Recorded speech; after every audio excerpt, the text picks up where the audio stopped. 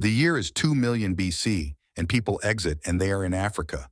Then they migrate, and the Ice Age comes, so they go to America. They invent fire and other things. For now, they live as bunch of nomads running around.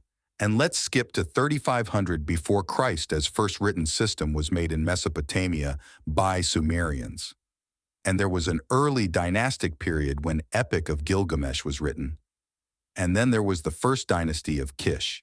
And source Etana calls kings, shepherds who ascended into heaven. There were 11 kings, and they had Akkadian-sounding names, so it can be that they weren't just a minority there.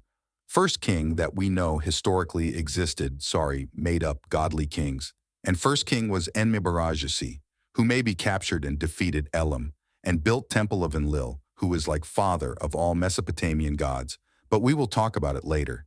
King Aga was said to fought Gilgamesh, that man who was in one of first written stories.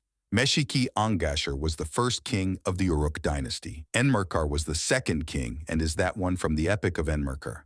In the dynasty, Ur, first king, was obviously Meskalamdug, and his son is obviously Akalamdug. And I will stop making bad jokes. For now.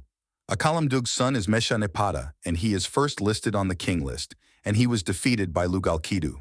And he proclaimed himself king of Kish. Probably he just forgot the city he was in.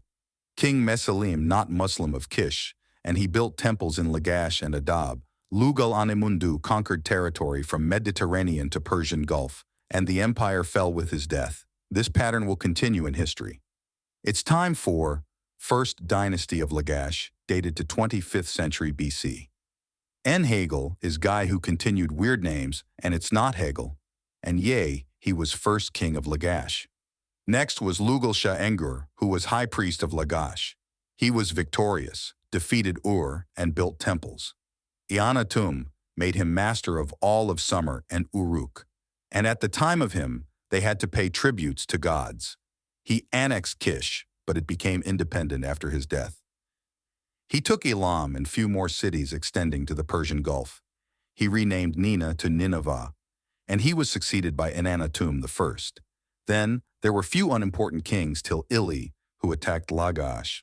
Then there were corrupt kings, and the last king was Urukagina. He did many reforms and maybe had the first legal code. He was overthrown in Lagash by Lugal-Zagasi and made Uruk his capital. He made stone tablets to Enlil, the main Mesopotamian god. Then Akkadians conquered Sumer, so let's talk about Sumerian religion. They were polytheistic, which means they believed in many gods. Main god was Enlil, and they had a flood, which was not like biblical one, as biblical. Just to know, king list was list of kings made by Sumerians, and they wrote on clay tablets, and their writing system was cuneiform.